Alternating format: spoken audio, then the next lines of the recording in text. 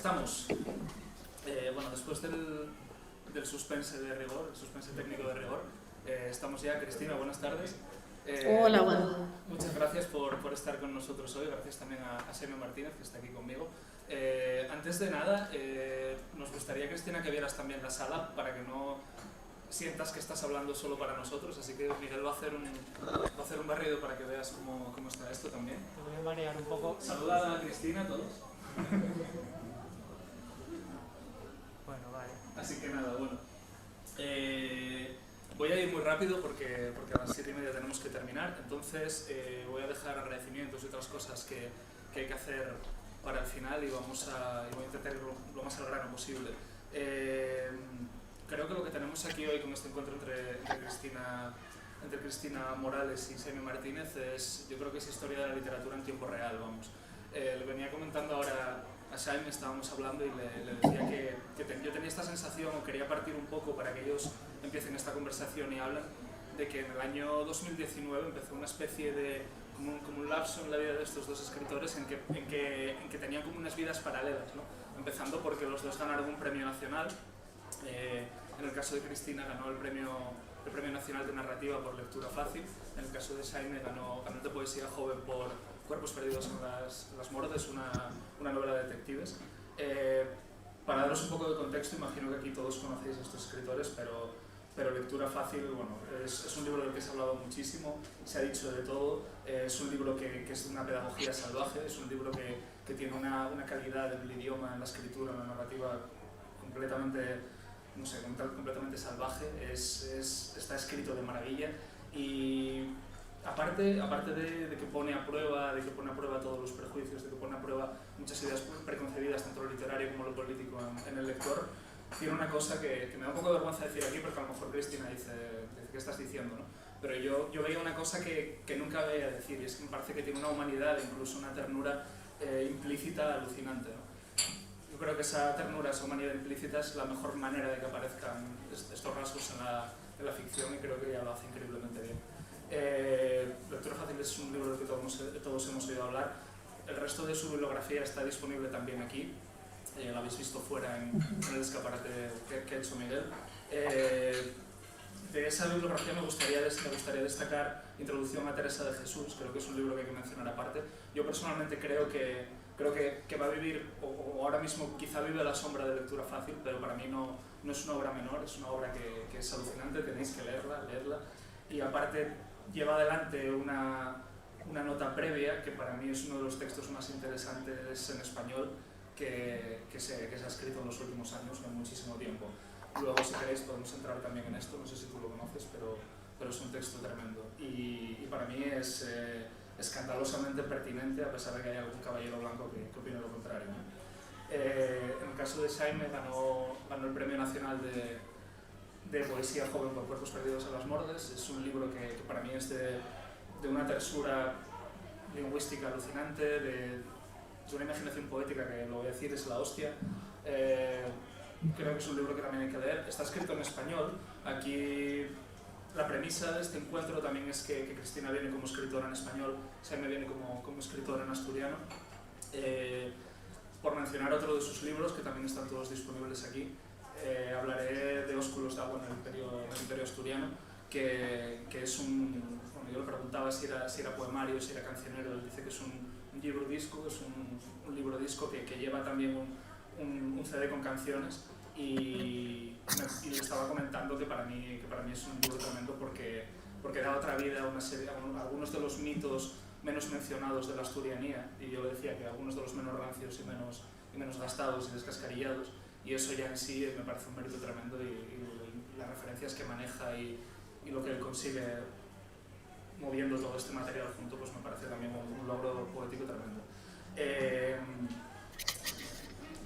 Para daros pie ya que habléis entre vosotros, aparte de esta coincidencia en ganar el Premio Nacional el mismo año, creo que con este premio se os hizo a los dos una justicia, pero de esta justicia surgieron dos injusticias para mí, o tal como yo lo veo. Una es, y lo comento un poco de pasada porque estaréis hartos de hablar de esto, entonces os dejo que entréis en ello a la medida que queráis, pero por un lado está el que unas entrevistas en la prensa generalista os pusieran a los pies de los caballos y de la opinión más rancia y más retrógrada del país, y eso lo vivisteis los dos, ¿no?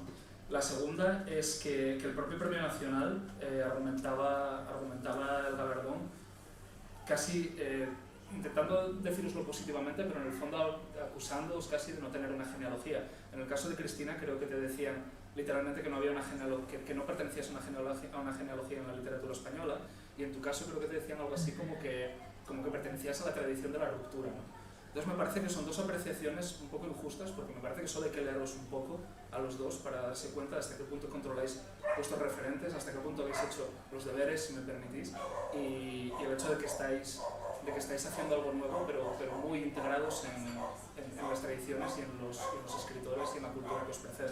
No sé si queréis empezar por aquí, charlar entre vosotros. Todo vuestro.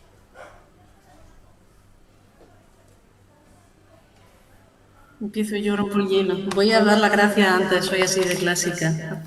A Alejandro, a Miguel y a Jaime por estar ahí al otro lado de los Alpes y los Pirineos, por acogerme. Y bueno, sobre lo que pregunta Alejandro, sí, efectivamente eran halagos envenenados. Que donde quería ver poco menos que un señalamiento de la excepcionalidad, al menos en mi caso, ya dirá Jaime cómo lo vive, no era sino una trampa, un intento de aislamiento, de aislar al enemigo, que es una técnica, que es una táctica clásica, ¿no? Pero a veces una tampoco es consciente de su genealogía, entonces yo tardé tiempo. Yo podía vagamente citar algunas, cifrar algunas, pero es algo que supuso un ejercicio para mí posterior a la escritura, porque una escribe de una manera muy poco analítica, o al menos yo lo hago así. Pero bueno, yo creo que va en el oficio, y yo digo siempre que bienvenidos sean los ataques, que significa que vamos por el buen camino. Yo a nadie censuro que me ataque. Ahora bien, tiene que estar preparado para la respuesta. Sí, bueno, yo voy a hablar asturiano, si te parece bien a ti también, Cristina, si me entiendes. Si no te entiendo, te lo pregunto. Eso, perfecto, gracias. Y bueno, también quería darles gracias a toda la gente de la locura, a Miguel, a Alejandro y a ti también por esta oportunidad, ¿no? Yo en el caso mío, el tema de los titulares, ya tuve la suerte de que llegué un cachín después que Cristina ha estado del rollo del Premio Nacional, porque hubo unos meses de diferencia entre que lo dieron a ella y me lo dieron a mí. Y entonces yo pude ver un poquitín qué pasaba en los medios de comunicación cuando se hacían según qué declaraciones, ¿no? Entonces hasta cierto punto yo también quería que a mí me insultara Jiménez de los Santos, porque era como no sé, como un objetivo, como una cosa que siempre estaba ahí, ¿no? Yo en mi padre desayunaba, almorzaba todos los días sintiendo a Jiménez de los Santos, y para mí era como sería un gran éxito, ¿no? Pero no lo conseguía, así que algo hice mal en la estrategia de medios. Y bueno, y es verdad que el tema del Premio Nacional, en el caso mío, bueno, pues sí, evidentemente era cuestión de casualidad, pues de que coincidió que había el xurao que había, de que, qué sé yo, pues lo que pasaría es que casualidades que hubieren para que me lo dieran, pero bueno, también es verdad que después hay una serie de experiencias que vienen a posteriori, que tienen que ver, pues eso, con la relación con los medios y con engarrate con periodistas y demás, que eso sí que estoy seguro de que compartimos algunas cosas de la experiencia. Y ya, por lo que comentabais de los titulares y demás de la prensa de después, bueno, yo creo que y un poco quiero decir, a la prensa de derechas interesa a ellos meterte a ti allí para que luego te caigan palos, porque eso da mucho, yo creo que ellos muchas visitas, mucho tal. Entonces, evidentemente, a mí cuando me llamen del ABC o del Mundo, yo creo que llego con la intención de que yo ellos digan unas burraes y que ellos puedan de alguna manera, digamos que exponer la so violencia, ¿no? Entonces, en ese sentido, yo sabía lo que me exponía, ya cuando te llamen de ABC o te llamen del Mundo y no te llamen de, yo qué sé, del diario.es, o sea, y por algo, ¿no? Y porque en el diario.es el discurso tuyo igual no tiene tanto éxito, entre comillas, ¿no? Así éxito perverso. Tomando un poco esto y cogiendo esto que acaba de decir Cristina, que me parece interesantísimo, esta idea de aislar al enemigo, rescato una expresión que tú tienes en esa nota previa a la introducción a Teresa de Jesús, cuando dices, dentro de ese contexto de las cosas que cuentas de esta experiencia con los editores de los grandes grupos, cuando hablas de que se espera casi que la escritora sea una proveedora, ¿no? Como quien envía los folios a la editorial, y ya del resto, de pulir y de hacer el producto y de poner la portada y de venderlo, ya se ocupan ellos, ¿no? Entonces, ahí hay como una reacción, ¿tiene algo que ver esto con esa voluntad de convertirse en ese enemigo y casi asumir con alegría ese rol? Hay una especie de, no sé, una especie de sublimación de un cabreo previo. De sublimación, no, diría que todo lo contrario. Más que una sublimación, una encarnación, una defecación, una desestetización, sí. Ya es una tarea ímproba, pero creo que imprescindible para mí para poder dormir tranquila, ¿no? Puedo entender perfectamente, como digo, ¿no? A la nota a la que tú te estás refiriendo, Alejandro, donde hablo del rodillo de las grandes editoriales. Bueno, que son lugares generadores de gran dolor, son lugares generadores de uniformidad y aplanadores de cualquier tipo de extrañeza, o sea, de cualquier tipo de vida de los textos. Entonces, yo no sabría estar en este mundo de otro mundo, sino como estoy, que es señalando todo eso. Y claro, como acaba de decir Jaime, que hay que estar, cuando uno lo hace, tiene que estar preparado para lo que le venga. No obstante, la mía experiencia es positiva. Tengo la experiencia de que poner límites es útil. Bien al contrario de lo que nos han querido hacer creer, que es que si uno se somete, lo tratarán mejor. Suele ser al revés. Cuanto uno más cede, más lo pisotean. El ejercicio de poner límite y decir no, sorprendentemente, a pesar de la educación que nos han dado a todos, o sea, sorprendentemente es lo que a mí al menos me deja irme a dormir tranquila y finalmente es en tu beneficio. Hablamos de beneficios, igualmente hablamos de la gestión de la miseria, ¿no? Hablamos de anticipos de risa, de royalties de risa, de premios nacionales con los que mis ex editores de Planeta se iban a cenar una noche. Sí, yo, el caso de lo que comentabais del papel de muchas veces del escritor en la maquinaria editorial, ¿no? Y es muy interesante porque además tanto todo el mundo editorial considera que de alguna manera lo que generamos es ese producto, ¿no? Después vasto que tienen que devastar precisamente, ¿no? La editorial y que ellos digamos que renuncien a entender cómo surge ese producto de alguna manera. Y la mejor muestra es, por ejemplo, cuando te piden un texto para una antología o te piden para un rollo solidario o tal. Porque nunca se ellos pasa por la cabeza, pagate por publicar 5 poemas en una antología, pero no se ellos ocurre dejar de pagar al maquetador, dejar de pagar al editor, dejar de pagar al impresor, dejar de pagar al distribuidor, al que se deje de pagar siempre y al escritor.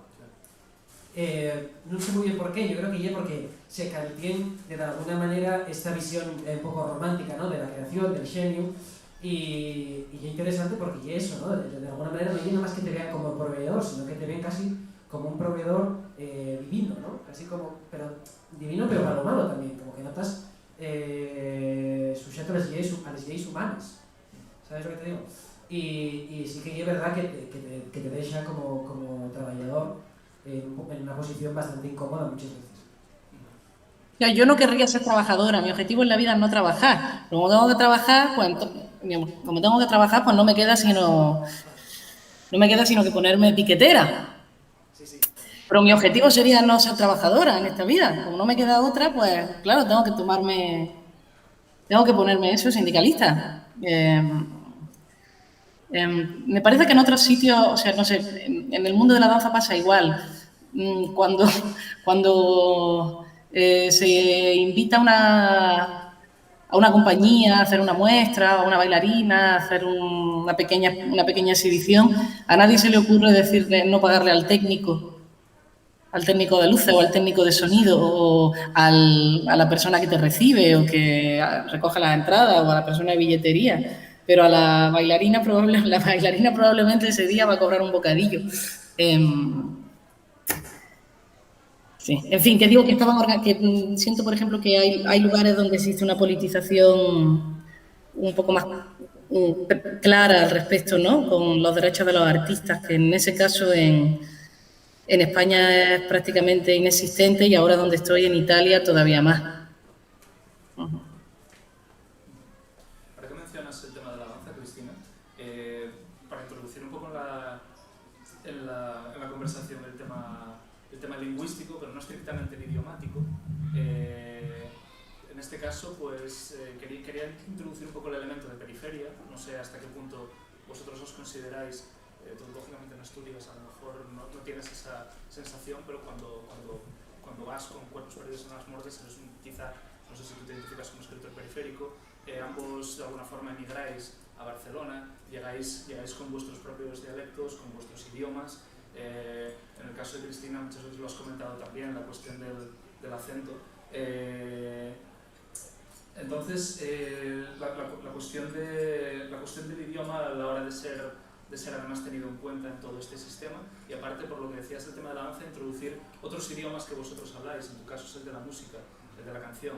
En el tuyo, Cristina, es el de la danza, el del teatro. Todas estas cosas no es que transparenten, es que tienen una presencia fundamental tanto en tus poemas como en tus novelas, y lo utilizáis también como un lenguaje alternativo al de la narrativa o al de la literatura para hacer llegar las ideas. Sí, mira, yo lo pienso mucho, por ejemplo, te voy a poner un ejemplo, yo fui guionista de un programa de radionovelas que se llama La ciencia del cuento. Y la cuestión es que la primera temporada decidimos ambientar, digamos, todas las historias de ciencia ficción, pero en una Asturias, digamos, del futuro, ¿no? Y claro, pensando pues precisamente en cómo hacer la segunda temporada, mucha gente cuestionaba, o sea, parte del equipo del guión cuestionábamos que, digamos, que todas las historias, por estar escritas en asturiano, tuvieran que tener como protagonista Asturias. Mientras que, por ejemplo, una historia de ciencia ficción escrita en Estados Unidos o escrita en Italia, ¿no? No tenga por qué tener necesariamente como referente Estados Unidos ni Italia, sino que pues Ursula K. Le Guin pueda crear un planeta y Octavia Butler pueda crear no sé qué, ¿no? Entonces, ¿hasta qué punto, digamos, era una muestra de la diglosia, ¿no? De este odio por el idioma del pueblo, del idioma de la aldea, ¿no? El hecho de que todas las historias que pudiéramos contar tuvieran que ver precisamente con el pueblo o con la aldea, ¿no? Y entonces, pues, esa era inicialmente, digamos, el miedo que yo tenía, es decir, ¿por qué no puedo acceder a esta universalidad, ¿no? Pero claro, después también está la parte contraria, que es lo siguiente, que igual no puedo acceder a esta universalidad porque el idioma, porque precisamente al hablar un lenguaje concreto, eso oblígate a anclarte en una realidad, y en una realidad de la que estás falsamente desanclado cuando escribes desde el centro. No sé si me explico. Entonces, esta contradicción, digamos, entre esta supuesta universalidad y este supuesto localismo, yo pienso que es a lo que te obliga en escribir desde diferentes posturas, pero que puede ser interesante. Yo todavía no decidí si la segunda temporada va a ser en Asturias o no. Hay que decir que hay una cuestión que yo no tengo resuelta, pero que creo que sí que es problemática y que como es problemática es interesante trabajar. Sí, escuchándote es lo mismo que pasa con el discurso feminista institucional, que cuando habla una tía parece que solo puede hablar de tía. Y solamente puede, o sea, el masculino está destinado a hablar de lo universal y el femenino de lo propio particular, ¿no? Sí, vaya, esa es la lucha eterna dentro de los diferentes discursos feministas, ¿no? Me parece que era Piglia quien lo decía, que habla, es un refrán popular, pero que él de pronto lo populariza. No recuerdo en qué cuento, disculpadme, pero Piglia dice en un momento, pone en boca de sus personajes el refrán de habla del mundo y no hablarás de nada, habla de tu pueblo y hablarás del mundo. En contra de esta literatura ¿no? De este cosmopolitismo absurdo y asqueroso que yo no, de verdad no me entra en la cabeza cómo sigue produciéndose, cómo sigue escribiéndose. Sobre la cuestión de música, danza, no sé si es un tema que os interesa mucho. Es que mira, perdóname, Alejandro, sí, que para mí la danza... Os pido disculpas porque en vez de lanzaros preguntas concretas, prefiero lanzaros como una batería de cosas y contestar a lo que os dé la gana, que habláis de vosotros. Pero quiero decir, también si hay un tema que de esos, eso me aburre, pasa lo siguiente, no lo decís. No, que va, es que yo que con la danza es que no lo tengo resuelto el asunto. No lo tengo resuelto para nada. Porque creo que finalmente, o sea, yo hablo de la danza, la describo en la novela, la problematizo, pero creo que sigue habiendo una muy, muy saludable barrera entre el lenguaje escrito, entre la palabra y el movimiento. Digo que es saludable porque los lugares a los que yo accedo a través de la danza no son accesibles para mí a través de la literatura, y hablo de lugares propios de la enajenación, de la pérdida del control. Como mi profesionalización en la literatura llega antes, mucho antes que la profesionalización en la danza, el oficio de la escritura es algo para mí mucho más conocido y habitual, y tengo ya el colmillo retorcido, entonces me resulta difícil llegar a la pérdida del control. Yo lo intento constantemente, mi búsqueda es la de la ilegibilidad, la de escribir algo impublicable. Sin embargo, con la danza, como es un lenguaje muy ignoto, no porque no conozca la técnica, que la conozco, no todas, conozco algunas, igual que no conozco todas las técnicas literarias, pero bendita ignorancia y bendito desconocimiento del propio cuerpo y de sus posibilidades, que a mí sí que me permite romper la forma de una manera mucho más desprejuiciada. O sea, a mí se me puede ir la olla bailando, pero difícilmente, hablando en plata, se me puede ir la olla bailando, puedo perder la noción del suelo, puedo ponerme en verdadero riesgo de hacerme verdadero daño, cosa que con la literatura no. Entonces, igual algo del vértigo de la danza llega a la escritura, eso sería una buena noticia, pero sería una buena noticia para la escritura. Yo, el caso mío, y es en este sentido muy difícil, muy diferente del de Cristina, porque digamos que yo fui deixando las partes de la música que tenían menos que ver con la literatura, y ahora ya nada más hago música relacionada con literatura, es decir, cantares que están vinculados a una práctica concreta de la lírica y demás, y precisamente de alguna manera la neurosis de mi literatura se extiende también a la música, ¿no? Yo creo que eso tiene que ver con un fecho que los cantares populares son literatura, ¿no? Que esto se discutió mucho cuando ganó Dylan el Nobel, y yo siempre dije que tú podías musicar un poema, pero tú no puedes musicar un edificio, o no puedes musicar un baile, por ejemplo, y decir, puedes, pero lo que estás haciendo es un salto metafórico. Cuando tú si dices, voy a poner música a la Giralda de Sevilla, ahí tú estás, no llega a la Giralda de Sevilla, llega una metáfora, ¿no? Una representación, y en este sentido, cuando tú musiques un poema, sí que estás trabajando con, digamos, con el mismo material de inicio, ¿no? Entonces, entre la música popular y la literatura, para mí, sí que había, o sí que hay una canal que permite que transite per ahí este riesgo que decía Cristina de no perder el control, ¿no? Que a mí también me gustaría perder el control, como neurótico, y una especial interés que tengo, ¿no? Pero no puedo porque precisamente ya conseguí restringir, digamos, el campo de la música e ir dejándoles partes que podían permitirme, digamos, abrir a otras partes de esa actividad, ¿no? Esto es interesante porque, sobre tu caso concreto, esto es interesante, contesta la pregunta, pero hay a lo mejor otro nivel más de profundidad, que es tú sientes lo mismo con la música que con la literatura, o practicándola, o creándola. En el caso, por ejemplo, que comenta Cristina, tendría que ver con sentirse de una forma parecida bailando, con sentir el mismo estado de estado mental, de espíritu o físico con la danza que con... Y yo, porque es una cosa que me pregunto también muchísimas veces también, ¿no? O sea, para mí la literatura es como la vida, pero si me dicen, ¿prefieres llevarte a una isla desierta la típica pregunta de chorrar de los libros? Igual digo la música antes que los libros, porque la música me hace sentir de otra forma. Yo, bueno, a nivel de, digamos, de producción, o sea, cuando la genero sí que es verdad que hay momentos cuando estás contando un concierto o demás que sí que son, digamos, netamente extremados de lo que es la literatura. Hay una emoción que está vencellada con el ritmo, que está vencellada con el ruido, que está vencellada también con el compañerismo, porque la música hay una cosa que yo normalmente hago con más gente, mientras que la literatura hago la solo. Entonces sí que es verdad que hay una serie de factores que tienen que ver con la música que yo no experimento dentro de la literatura. Pero estoy seguro de que voy a ser capaz de ir también apropiándome de eso para convertirlo en un hermo como la literatura. Cristina, ese tema de la colectividad, la literatura, o cómo se traduce esa experiencia en principio tan solitaria de escribir y después de sentarse a leer a la comunidad, que creo que es algo que también está mucho en tu obra. Yo la verdad es que dedico poco tiempo a esa reflexión. Me aferro al hecho de que lo que me une a la comunidad es la lengua.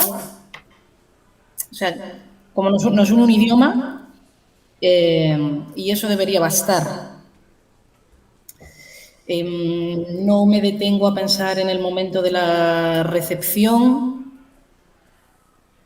más allá de la mera comprensión lingüística.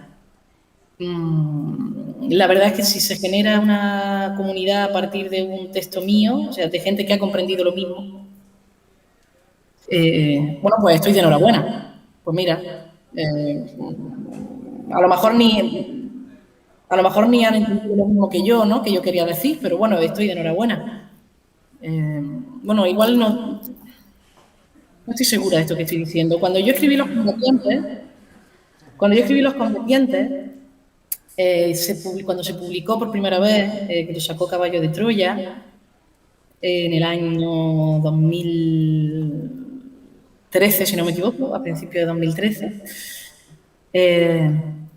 nadie se dio cuenta de que un tercio de la novela es el discurso a las juventudes de España de Ramiro Ledesma Ramos, al cual yo no cito, que es el fundador de Falange. En la edición de Anagrama tampoco lo cito, ni lo digo, ni se dice en el prólogo, ni nada. Yo nunca lo dije. Y todavía sigue siendo algo bastante misterioso. La peña no se da cuenta. Lo lee y piensa que es el 15M. Esto es una carcajada universal. Eso sí que es universalizable para mí. El caso es que, efectivamente, cuando un periodista, al final del libro sale en febrero y pasan meses hasta que un periodista se da cuenta de que el discurso que se está soltando en el libro no es propio, sino que es el discurso de un falangista. ¿Y qué falangista?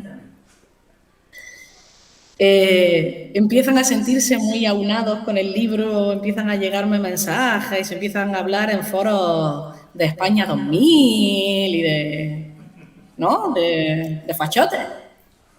Y se había creado de una joven que reivindica el discurso de Ramiro. Esos tampoco habían entendido un culo, tampoco habían entendido nada. Pero de pronto se generó una comunidad en torno al libro. Entonces, ¿puedo decir yo que estoy contenta con el nacimiento de esa comunidad en torno al libro? Pues ni contenta ni descontenta. Es que creo que va en lo mismo que decíamos antes, ¿no? De los ataques. Pues como los ataques, los halagos. Que sabe Dios, es que nos agarramos a clavos ardiendo. A mí me pasa también cuando leo, ¿no? Que los libros resultan consoladores porque somos porque vivimos en un mundo devastador. Entonces, ¿quién me iba a decir a mí que unos fachotes se iban a poner a aplaudir? Los combatientes hasta me escribían, me invitaron a sus reuniones, yo estuve tentada a ir porque, joder, era gente que estaba ¿no? Como muy enfocada con la novela, le había dado así como una ínfula, mira. Me encanta que cuentes esto porque mientras preparaba preguntas y releía cosas y tal, yo estaba pensando, joder, le pregunto a Cristina lo de Ramiro Ledesma, no solo pregunto, digo, estará harta ya de contarlo, así que me alegra que lo hayas contado tú por tu cuenta, por iniciativa propia. Te lo agradezco porque creo que merece la pena. Quería recuperar el tema del abandonarse escribiendo para lanzaros una intuición que tenía también, porque yo he intentado estos días encontrar como agujeros de gusano entre vuestras obras, ¿no? A ver qué tienen que ver estos dos entre sí, ¿no? Y juntando piezas, esto no sé si es del todo contrastado, pero me dio un poco la sensación de que estaba Bolaño un poco ahí en medio, ¿no? Un poco a raíz de a lo mejor algunas... una cosa que ya me pasaba leyendo Lectura Fácil, cuando leí Lectura Fácil cuando salió, era que yo pensaba, hostia, esto no lo he sentido yo desde que leí El Tercer Reich de Bolaño. Y luego, tiempo después, encontré, me parece que en una entrevista tú mencionabas algo de este libro, y no recuerdo exactamente qué. En el caso de Jaime, está la cuestión detectivesca, está la cuestión un poco cool, no sé, se ha mencionado muchísimo los detectives salvajes con tu poemario, no sé qué puede haber ahí. En el caso de Cristina también, la intuición que yo tenía, y esto es un poco el halago envenenado que decías tú antes, pero sin mala intención. La sensación que yo tenía con Bolaño, que me parecía la hostia y que a mí me daba muchísima envidia, era precisamente esa sensación de abandonarse, que probablemente no era cierta, pero yo leyendo Tercer Reich, más que leyendo otros libros de Bolaño, tenía la sensación de que estaba escrito casi sin corregir. Había veces que me parecía que había inexactitudes o momentos en que la prosa se desbocaba un poco, en que era incluso un poco plana, que le faltaba, a lo mejor era premeditado, a lo mejor no, pero al final funcionaba todo como un reloj y me parecía que ser una elección estética era increíble. Y en el caso de Lectura Fácil sí que tuve más la sensación de que era deliberado más que un abandono, y me parecía que el efecto era increíble, ¿no? Entonces, bueno, un poco por estas cosas, tengo la sensación de que puedo andar Bolaño ahí en medio. No sé cómo os gusta Bolaño, si queréis hablar de Bolaño. Bueno, yo en mi caso puedo decir que, a ver, yo creo que para la generación mía de escritores fue una influencia muy importante en el sentido de que me puso a mí personalmente en conexión con, digamos, una manera de aproximarse al fecho literario desde la periferia y desde, digamos, la exigencia más alta, ¿no? Hacia la literatura, desde lo punk, ¿no? Combinando estos dos factores, ¿no? Después, claro, muchas veces va cambiando de la percepción al respecto de la obra de Bolaño, me sigue interesándome, pero sí que es verdad que yo empecé, digamos, fascinado por esta idea que tiene Bolaño de la creación del sentido a través de la literatura, ¿no? Como de alguna manera la literatura puede sustituir a las ideas del Estado, a la idea de nación, a la idea de religión, ¿no? Todas estas ideas pueden ser sustituidas por la literatura y de alguna manera para, digamos, renovar o desplazar esas relaciones de poder, ¿no? Y en un primer momento eso fue lo que me interesó. Después ya te van interesando muchas otras cosas cuando vas entendiendo más en la posición que ocupa Bolaño dentro del campo literario. Ahí empiezas a ver muchas más contradicciones, entiendes lo listo que fue Bolaño, cómo consiguió colocarse en una posición concreta y demás. Pero vamos, sí, sin duda para mí fue una gran influencia en muchísimos sentidos. La poesía en particular.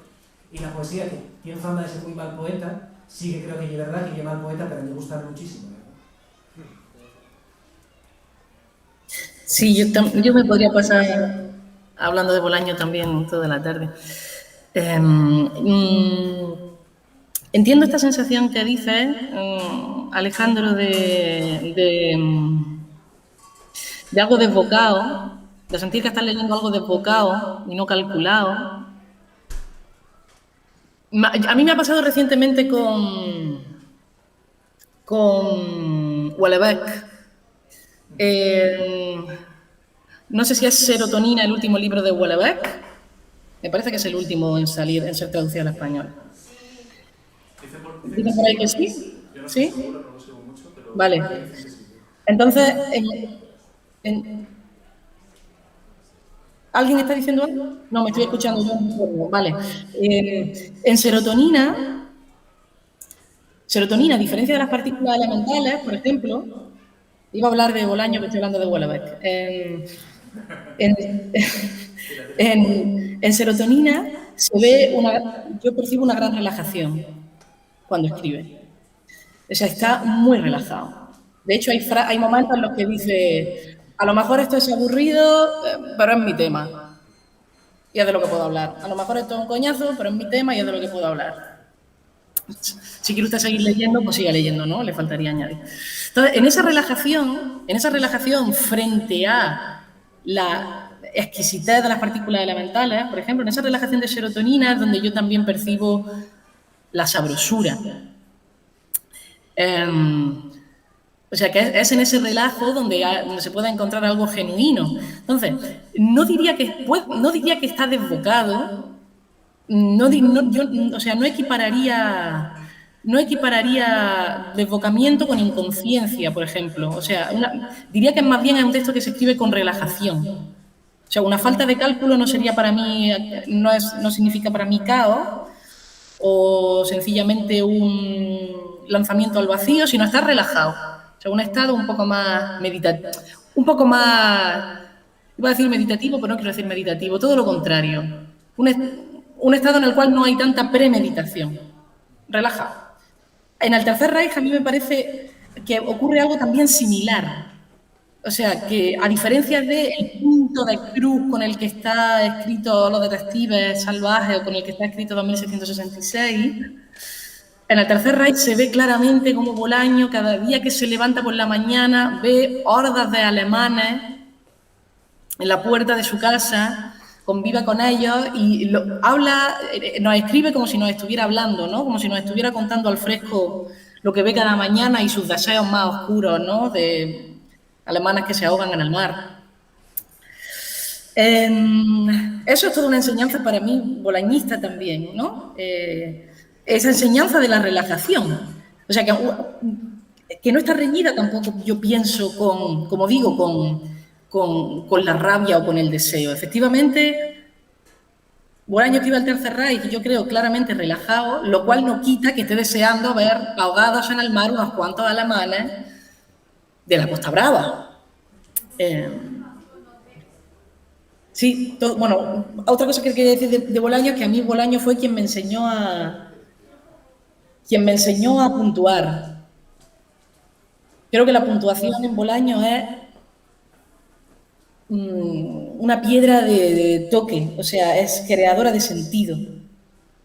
Y me pasa como a Jaime, me parece que hay poemas en la universidad desconocida que son, pues eso, relajados, ¿no? O sea, que los podríamos llamar poemas menores, ripios, pero creo que precisamente por esa relajación, como he dicho antes con la serotonina de Houellebecq, precisamente en esa relajación es donde hay algo genuino, en esa falta de decoro.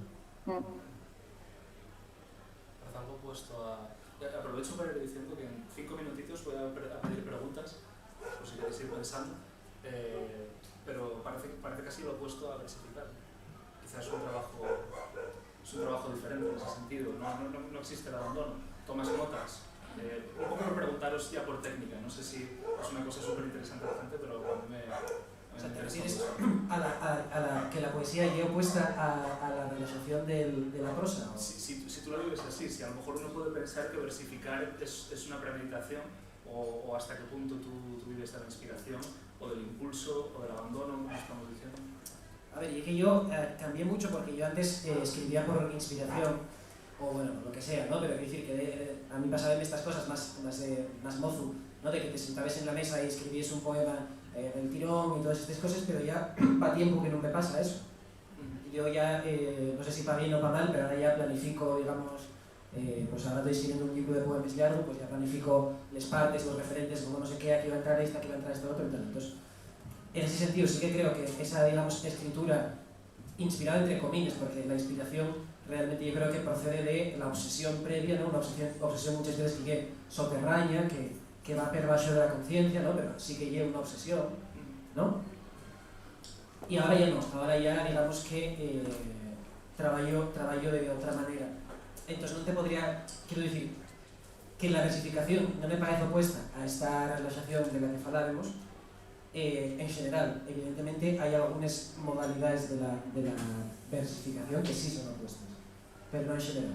En el caso mío, la relaxación, como creo que se percibe a través de lo que escribo, non é unha característica moi notable. ¿Alguien quiere hacer una pregunta? Empezar. Sí. Sí.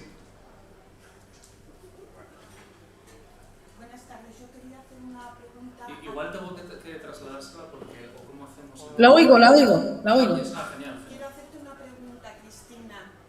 Vamos a ver, espero que tu respuesta sea de verdad porque te he oído en la Fundación Telefónica y te comprendo. No, ahora ya no te oigo. No.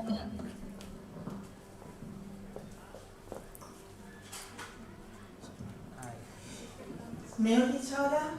Mejor. Mira, te he oído en una entrevista en la Fundación Telefónica y te comprendo, en la que comentas que vas a tener que empezar a mentir en tus respuestas porque todos te hacemos las mismas preguntas. Por tanto, si me dices la verdad, será que yo te he hecho una buena pregunta y si no, harás bien en inventarte, en mentirme, etc., ¿no? Espero hacerte una buena pregunta. Mira, yo soy colaboradora de una revista digital y gratuita que se llama Océano. Como ves, soy una yaya y entonces, como estoy jubilada, pues podría haberme dado por hacer ganchillo, jugar al parchís con mis amigas, pero me dio por hacer estas cositas, ¿vale? Bien, voy a hacer una pregunta sobre lectura fácil. Lectura fácil para mí es un artefacto. Sé que esa palabra te costó un disgusto, creo, la palabra artefacto. Es un artefacto en el sentido etimológico de hecho con arte, ¿vale? Ahí tú vas mezclando, pues desde una lectura fácil, que es la autobiografía de Angelita, hasta un fanzine, hasta las actas de un Ateneo Libertario, pues la novela de Nati, ¿vale? ¿De acuerdo? Entonces a mí me parece que como escritora, fíjate, como soy vieja, pues ya digo lo que me... Y además estoy en una librería que se llama La Yocura. ¡Perfecto! Pues soy vieja y loca, ya puedo decirte lo que me dé la gana, ¿vale? Entonces, quiero decirte que tu gran valor como escritora, con proyección de futuro, fíjate tú y yo con la bola de cristal, me parece que eres una orfebre lingüística fantástica. Yo he leído tu novela desde el punto de vista lingüístico, no desde el punto de vista ideológico, ¿vale? Bueno, pues ideológico también, pero yo, desde el punto de vista lingüístico... Tenemos muy poquito tiempo. Es lo que me interesa. Vamos a ver, ¿tú te consideras una inventora literaria? O sea que tú inventas combinaciones de palabras como podría hacer un poeta, o una descubridora literaria. Quiero decir que esas combinaciones de palabras ya están ahí y tú las escuchas con tu radar mágico y las vas traduciendo a tu libro. En ese sentido yo creo que la danza y el oído musical, no el de el oído musical sí que implementa y ayuda a tu oído literario, porque es fantástico, Cristina. Sí, de hecho tienes toda la razón y la respuesta es la segunda opción. Es más bien de ser descubridora, porque... Vale, gracias, estamos de acuerdo.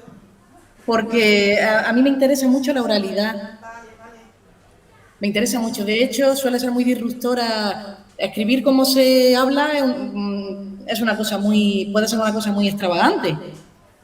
Pero también una cosa muy divertida. Y yo siempre he pensado que la mejor manera de que la literatura se acerque, al menos no diré la literatura, vamos a decir la narrativa, la prosa, se acerque lo máximo posible a la vida,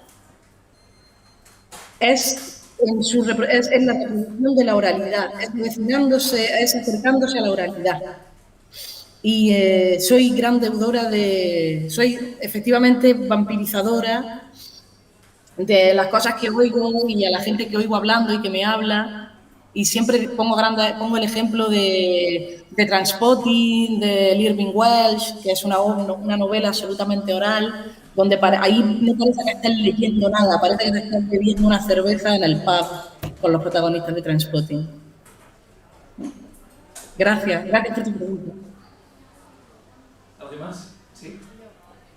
Bueno, no sé si me oye Cristina. ¿Oyes? Sí. ¿Me oyes? Vale, pues prefiero no levantarme.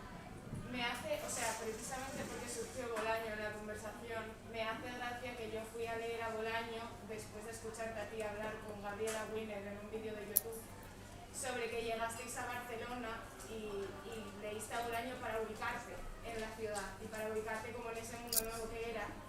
Y precisamente a mí me surgió la reflexión de que sí que sentía con Bolaño una distancia generacional muy grande. Yo, por ejemplo, que tengo 20 años ahora, y pensé, si yo necesitase textos para ubicarme en Barcelona, sería lectura fácil y Cuerpos perdidos en las morgues. No sería Bolaño, alguien que ahora me pilla tan lejos.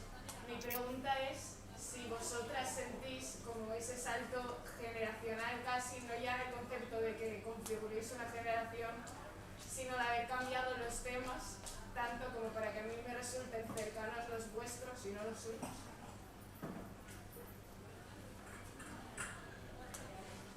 Bueno, yo por lo que me toca tengo que decir que yo soy muy bien joven, entonces a mí la verdad que me resulta muy, o sea, que a mí Bolaño me resultó muy cercano y también tengo 27 años, okay. Quiero decir que tampoco llegué a tener mucha cercanía generacional con Bolaño, pero sí que, pero bueno, no sé, yo no creo que hayamos cambiado tanto el foco de cómo falar las cosas. Yo creo que siempre hubo gente que falaba de cosas como las que falamos ahora, pero sí que es verdad que, digamos, el relato de lo que llaman ahora la cultura de la transición, ¿no? Sí que quizás tengo más que ver con otro tipo de cosas. Entonces, lo que está pasando quizás con los escritores nuevos, ¿no? Que se está quitando el foco de las cosas en las que estaba puesto, ¿no? Pero no lleva un cambio, digamos, en los escritores, sino en el foco, pienso yo.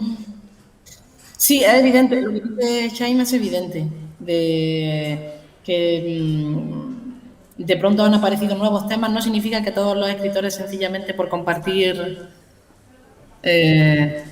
lapso temporal de nacimiento te pongan el foco en el mismo sitio, pero sí es verdad que algunos empezamos a ponerlo en lugares donde antes no estaban. De hecho, y volviendo a Bolaño, algo que a mí me pasaba cuando lo leía, y yo estaba escribiendo, yo le llegué a Bolaño tarde, como con 28 años, así fue que empecé a leer a Bolaño. Una cosa que me pasaba cuando lo leía era, yo decía, bueno, a ver si, por ser una tía, puedo decir algo que Bolaño no me haya dicho todavía. Yo pensaba eso, pensé, me salva el hecho de la experiencia de lo femenino, que quizá no porque Bolaño me parece un escritor para nada macho, o sea, me parece un escritor muy exquisito en su sensibilidad en la construcción de la feminidad en sus novelas. Pero yo me quería consolar pensando, vamos a ver si después de este cabrón yo puedo escribir algo que me satisfaga, no ya a los demás, a mí. Y creo que por ser una tía, quizá puedo ver cosas que él no ha visto, puedo ver lugares de la opresión que él no ha visto y lugares del placer que él no ha visto. Y a ese clavo ardiendo, como digo, ya he hablado varias veces de clavo ardiendo, a ese clavo ardiendo me agarré. Así que yo me siento genuinamente heredera. Probablemente no una heredera en lo estilístico, pero a lo mejor una heredera en la necesidad, una heredera de necesidades. Sí, como sabes cuando cuando se muere un pariente que nada más te deja deudas. Pues yo me siento honrada yo estoy deseando pagar las deudas de Bolaño, todas para mí. Yo dedicaría mi vida a pagar las deudas de Bolaño. ¿Alguien más? ¿Tenéis tiempo para pensaros un poquito más? Yo te voy a hacer una pregunta muy concreta. No quiero quitar mucho tiempo con esto, pero es que me muero si no te hago esta pregunta antes de que te vayas. Yo estudié en Granada y además creo que estudié más o menos por los años que tú hiciste la carrera también. He echado cuentas. Y sé que la portada de Lectura Fácil es una pintada que estaba en Granada. Porque tú Sí. esto de ni Dios ni... perdón, ahora no lo tengo delante, pero ni Dios ni Marina, ni partido, ni de fútbol. Entonces, desde que me enteré de esto, tengo como una especie de recuerdo fantasma en el que yo dije, hombre, claro, sí, yo he visto esa pintada. Entonces ahora no sé si me lo he imaginado, estoy sugestionado o es verdad que la vi. ¿Dónde estaba? No, sí. Esa pintada estuvo por mi año universitario. Sí. Pero ¿sabes? ¿Me puedes decir dónde estaba, más o menos? ¿Lo sabes? Había varias porque era una plantilla. Igual que en la portada que se reproduce como si fuera una plantilla, había varias, era una plantilla. Era una plantilla, no sé, por ahí, probablemente, o sea, si a mí se me quedó tan grabada es porque la veía todos los días. Entonces, mi camino a la facultad, pues probablemente estaría incluso antes, en los años del instituto, antes, en el bachillerato. Probablemente estaba en la calle Pontezuela, por la Facultad de Traducción, de Traductores, que ya no está ahí, se la han llevado, me parece. Probablemente también podría estar por el Planta Baja, por el Carril del Picón. Por ahí andaría, por Plaza de Derecho, por ahí. Mi colegio mayor encima estaba ahí al lado. Me voy a quedar con... ¿Cómo? Que mi colegio mayor estaba ahí al lado. Me voy a quedar con que la vi. Sí, no, quédate tranquilo que seguro que la viste. Sí, seguro que la viste. Ya está, venga, adjudicado. Debo citar a la persona que lo registró, que no sé si es la autora, pero es la persona que lo registró, una poeta que se llama Natalia Manzano. Creo que ella es de Almería. ¿Es de Almería? Alguien me lo sabe decir, no estoy segura. No sé si es de Almería ella. Natalia Manzano es una poeta que en su blog, de cuando se hacían blogs, no sé, en el año 2006, 2007, le hizo una entrada a la pintada y lo podéis buscar. Si buscáis el blog de Natalia Manzano, lo encontraréis. Una última pregunta, muy rápida. ¿Nadie se anima? Pregunta ya a ver si tienen algún libro para leer cuando están de bajón. Si es que están de bajón alguna vez. ¿Lo viste eso, Cristina? Estás para los... ¿No he entendido bien otra vez?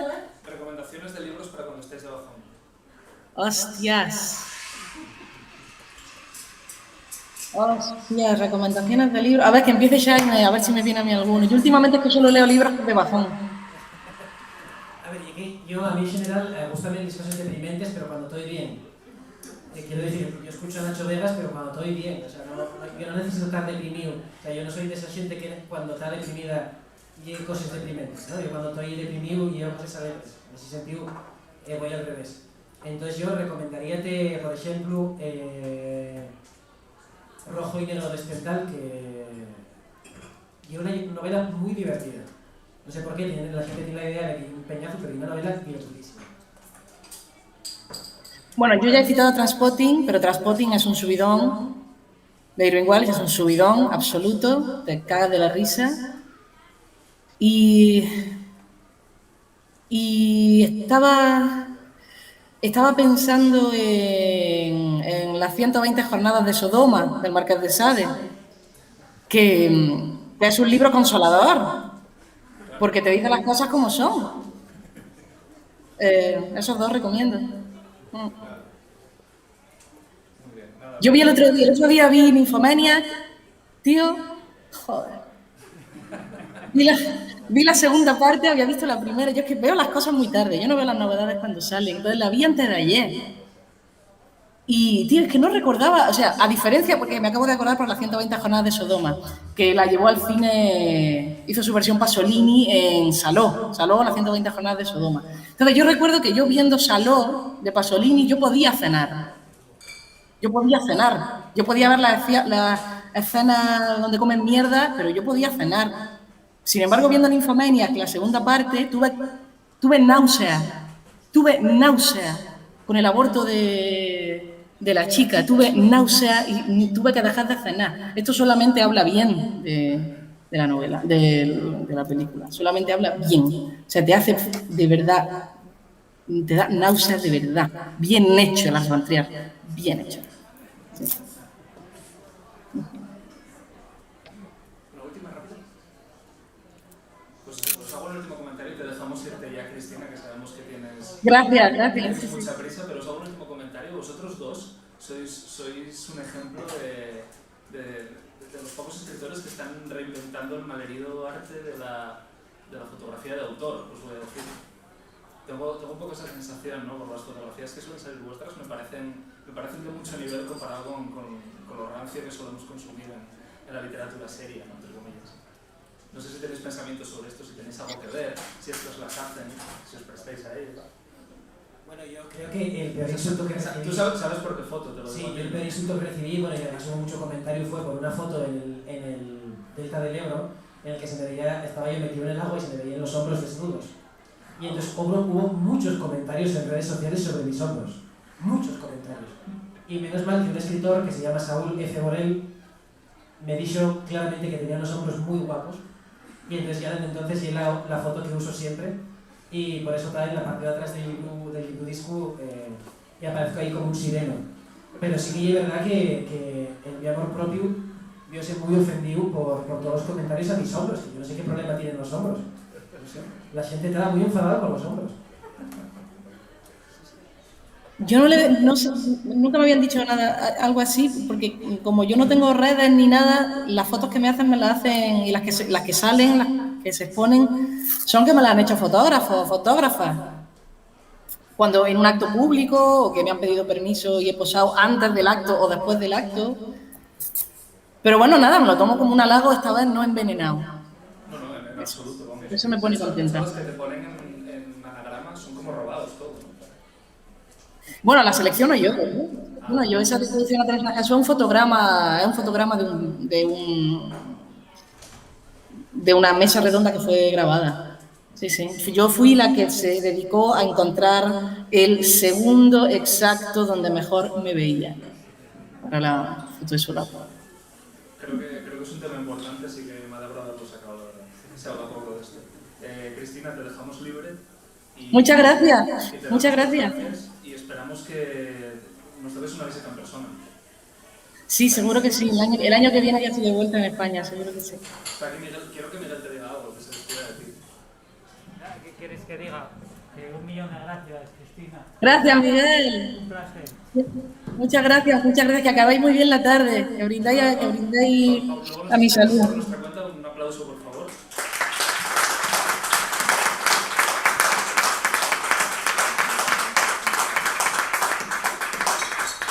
Chao, Jaime, Alejandro. Gracias. Hasta luego. Esto podemos, bueno, no sé si... Ahora cerramos. Sí, porque sigue Jaime va a darnos algo.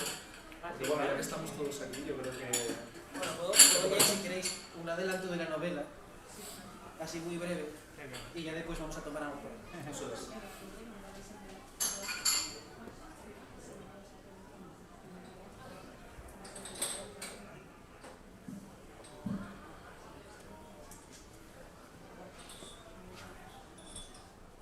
Bueno, la novela es una novela que va a salir en octubre en la editorial Hoja de Lata, que se titula La Fuerza o les 4 epifanías de Martín Feito. Y es una novela de vaqueros, pero lo que pasa es que los vaqueros no son vaqueros, sino que son vaqueros, ¿no? Y entonces, en una de las... hay una serie de notas en el móvil que el personaje va haciendo estas notas en el móvil, y entonces voy a vos porque él, evidentemente, él no entiende nada de los vaqueros, ¿no? El personaje central y el personaje que como cuando Clint Eastwood llega al pueblo por un puñado de dólares, pero en neurótico, ¿no? Digamos que tiene una versión pusilánime de este personaje. Y entonces, bueno, pues voy a vos, digamos, lo que él investiga sobre los vaqueros. A ver, déjame ver si consigo...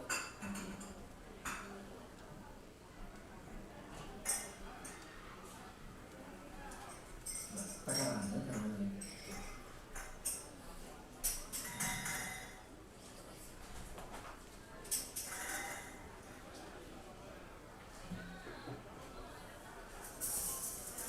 esto va a ir despacio.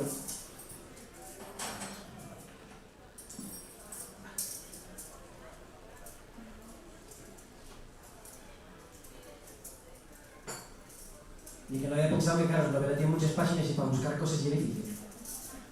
Bueno, pues si te parece, para amenizar la espera, y así cerramos con la lectura, aprovecho para hacer lo que dejé para después. Normalmente se hace primero, que es el agradecimiento, y no sé, yo ya llevo varias de estas aquí. Yo me considero de la casa, si Miguel me deja, y digo siempre lo mismo, ¿no? Digo que es un privilegio que en Mieres tengamos este espacio, digo que es un privilegio que en Mieres tengamos a alguien como Miguel que nos deje disfrutar de las como estas. Es una auténtica pasada. Yo no sé, aquí hay gente muy joven, por lo que estaban diciendo antes, yo no sé si son de aquí de Mieres, no sé si recuerdan que aquí antes no, nada de esto, nada de nada. La mayoría nos criamos en las cuencas sin tener nada que hacer en este sentido, y Miguel la verdad es que lo está reventando. O sea, no sé, ha conseguido ya un roster de gente que viene por aquí, de amigos de la casa, que me parece de envidia completamente. Y bueno, pues tener hoy a Xaime y a Cristina es que me parece una más. O sea, me parece que va a llegar un momento que va a haber hostias por venir aquí, y es que es lo normal, ¿no? Así que, pues nada, darle las gracias a él y a Eva por organizar esto en su casa, por preocuparse, por intentarlo y por conseguirlo. Así que voy a pedir también un aplauso para ellos.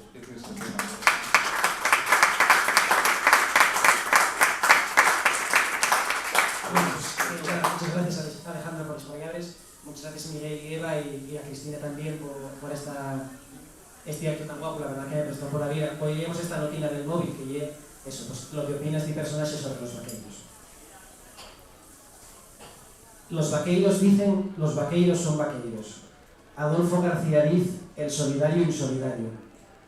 Xovellanos Machu Diz, válense estos pueblos de ciertas fórmulas y signos, de cierta observación de los astros y de ciertas variables misteriosas que el vulgo tiempo en salmos y artes males, y que acaso ellos mismos, ilusos, creyen encerrada de alguna virtud desconocida y poderosa. Un documento del siglo XIX diz, desde la piedra del río hasta la fuella del árbol. Los vaqueiros non dicen, somos serie de todas las razas malditas de la historia, judíos, moriscos, alpujarreños, esclavos fugados de Roma, desertores del ejército de Pelayo. Lacan diz, el vaqueiro y el pequeño otro de tiez pálida y queixada fuerte, y la quien isolmena una hostia. Juvenal diz, cum frigida parvas praevere espelunca domos ignemque, larenque, et pecus et dominos comuni claudere tumbra. Richard Ford diz, en el corazón de todas las historias hay la que inverosímil, que todo el mecanismo del libro intenta de hacer verosímil, y es lo que da el libro la su torsión. Por ejemplo, la presencia de los guerrilleros vaqueiros en monte, aunque quizás non de mano, parecía agora a Martín Feito en forma verosímil. Xovellanos Fema diz miániques. Xovellanos Nacho diz basta per güey de vaqueiros. Otro día falaremos darles.